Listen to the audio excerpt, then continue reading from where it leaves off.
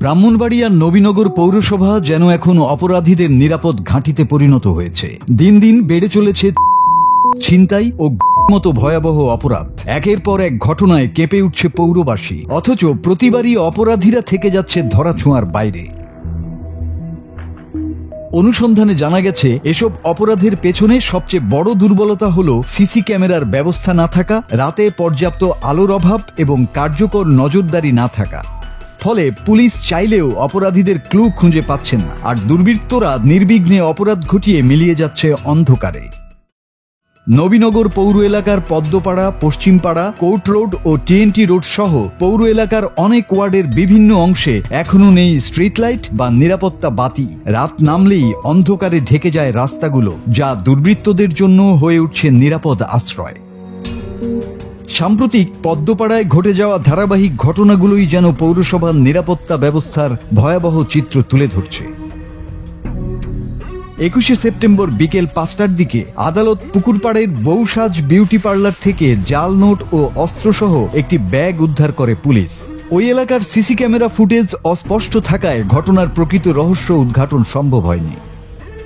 এরপর গত 15ই অক্টোবর একই এলাকার মাইনুদ্দিন সওদাগরের বাড়ির 3য় তলায় প্রবাসী শরীফ মিয়ার বাসায় মুখোশধারী দুর্বৃত্তরা ঢুকে নগদ 7 লক্ষ টাকা ও 2 ভরি স্বর্ণালংকার লুট করে নিয়ে যায়। আশেপাশে কোনো সিসি ক্যামেরা না থাকায় শুরুতে কোনো ক্লু না মিললেও শেষ পর্যন্ত এক দোকানের সিসি ফুটেজ ঘেঁটে পুলিশ একজনকে শনাক্ত গ্রেপ্তার করে।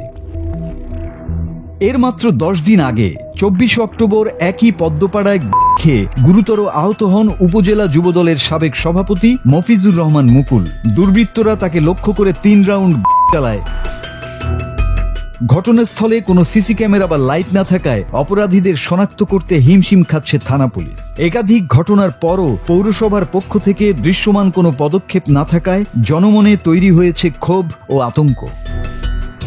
এ বিষয়ে উপজেলা নির্বাহী কর্মকর্তা ও নবীনগর পৌর প্রশাসক রাজীব চৌধুরী বলেন, এটাতে আমরা এই বিষয়টা নিয়ে আলাপ করব। আর হলো মেইনলি আমরা আপাতত যে উদ্যোগটা নিয়েছি, আমরা 200 লাইট কিনেছি। অন্ধকার থাকলেই এরকম বিভিন্ন ধরনের অন্যায় এবং আপনার হলো সন্ত্রাস এটা হওয়ার একটা আশঙ্কা থাকে। আর হলো সিসি ক্যামেরা বিষয়টা আমরা আগামীকাল আইন কমিটিকে আলাপ করে একটা সিদ্ধান্ত নিব।